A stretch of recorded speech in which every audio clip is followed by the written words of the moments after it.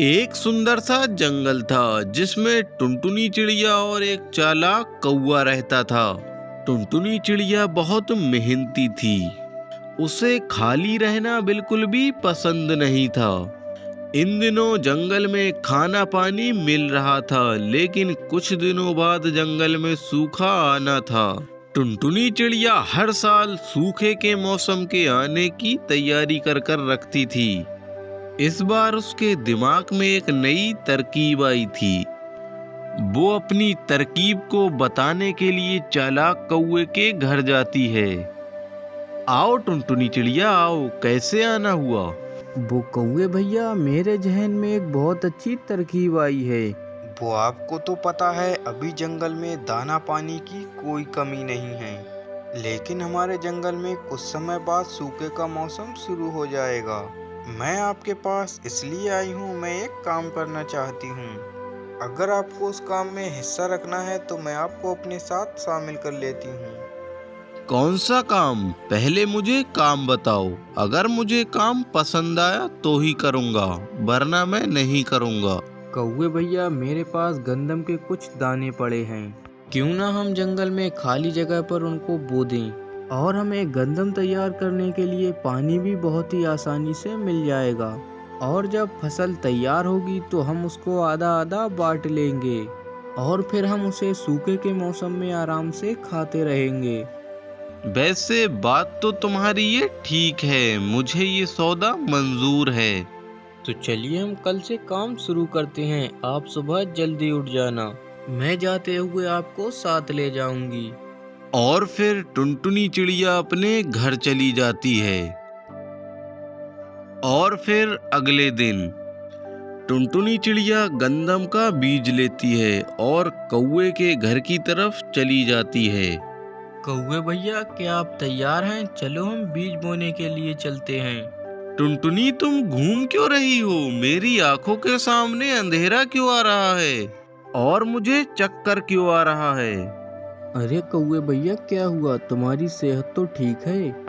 चिड़िया, आज सारी रात जागता रहा हूँ, इसलिए मुझे चक्कर आ रहे हैं। आज तुम ऐसा करो, अकेले ही चली जाओ, मैं कल तुम्हारे साथ चलूंगा। टुनटुनी चिड़िया बहुत मासूम चिड़िया थी। वो उस चालाक कौवे की बातों में आ जाती है। ठीक है कौवे भैया, आप आज आराम कर लीजिए, मैं आज अकेली ही चली जाती हूँ। और फिर टुनटुनी चिड़िया अकेली ही चली जाती है। आई बड़ी मुझसे काम कराने वाली। और फिर कौवा फिर से आराम करने लगता है। और फिर टुनटुनी चिड़िया उस बीज को ले जाकर बो देती है और उसमें पानी भी डाल देती है। ऐसे ही शाम हो जाती है और टुनटुनी चिड़िया अपने घोंसले में वापस आ जाती है। टुनटुनी चिड़िया आज बहुत थक गई थी और इसीलिए ही वो अपने घोंसले में आते ही सो जाती है। ऐसे ही हर दिन चालाक कौवा कोई ना कोई बहाना बना लेता और टुनटुनी चिड़िया को सारा काम अकेले ही करना पड़ता। ऐसे ही काफी समय बीत जाता है और आखिर वो दिन भी आ जाता है जब गंदम की फसल पककर बिल्कुल तैयार हो गई। कौवा भी ये बात जानता था कि फसल तैयार हो चुकी है। चिड़िया जब फसल काटने के लिए आती है तो कौवा वहां पहले से ही मौजूद था। चिड़िया कौवे को देखकर हैरान होती है। कौवे भैया, क्या आप अब ठीक हैं? हाँ हाँ टुनटुनी, आज मैं बहुत अच्छा महसूस कर रहा हूँ। मैंने सोचा मैं चिड़िया के साथ आज कुछ काम करा लूँ, इसीलिए मैं आ गया।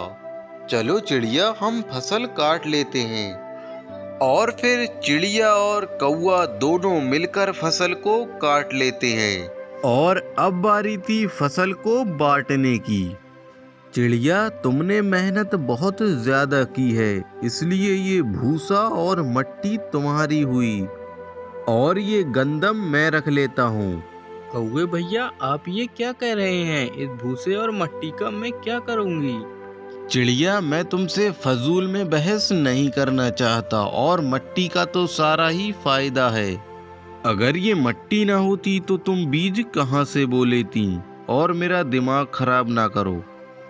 और वो कौआ वहां से सारी गंदम लेकर चला जाता है, और चिड़िया बेचारी कौए को जाता देख ऐसे ही रह जाती है। अब मैं इस मट्टी और भूसे का क्या करूं? ये कौवा तो बहुत ही चालाक निकला, मुझे इसे अपने साथ लगाना ही नहीं चाहिए था। मैं क्यों ना इस भूसे और मट्टी को मिलाकर एक घर बना लूं, जो मुझे बरसात के दिनों में बहुत ही सुरक्षित रखेगा। और वो उस भूसे और मट्टी से एक घर बना लेती है। ये मैंने अच्छा किया जो मैंने मट्टी और भूसे को काम में ले लिया, और मैंने इससे अपना घर तैयार कर लिया। आज मैं घर के अंदर ही रहती हूँ, लगता है बारिश आने ही वाली है। बाहर मौसम बहुत ही खराब है। इतने में ही बाहर बारिश शुरू हो जाती है। चिड़िया अपने घर में बारिश के मौसम का बहुत आनंद ले रही थी, और दूसरी तरफ उस कौवे का घर तेज बारिश और आंधी के कारण टूट जाता है। और अब वो बहुत परेशान था कि अब वो क्या करे। उसे कुछ दूर से एक घर दिखाई देता है। वह उस घर की तरफ तेजी से जाता है और कहता है, अरे कौन है घर के अंदर? कोई है? दरवाजा खोल दो, मैं बहुत भीग रहा हूँ। और टुनटुनी चिड़िया चालाक कौवे को खिड़की से देख लेती है। क्या हुआ चालाक कौवे, तुम यहाँ पर अब क्यों आए हो? टुनटुनी बहन, मेरा घोंसला बारिश और हवा के कारण टूट गया, और सारी गंदम भी पानी में बह गई। मैं बहुत भूखा हूँ और मुझे बहुत सर्दी भी लग रही है। कृपया मुझे अंदर आने दो। मैं तुम्हारी कोई मदद नहीं करूंगी, सारी मेहनत मैंने की और तुम मुझे मट्टी और भूसा देकर चले गए, और सारा गंदम खुद ले गए। जिस मट्टी और भूसे को तुमने बेकार समझकर मुझे दिया, ये घर मैंने उसी से तैयार किया है। अब मैं तुम्हारी कोई मदद नहीं कर सकती, तुम यहाँ से चले जाओ। कौवे को आसरा नहीं मिलता है और वो वहीं पर बारिश में मर जाता है।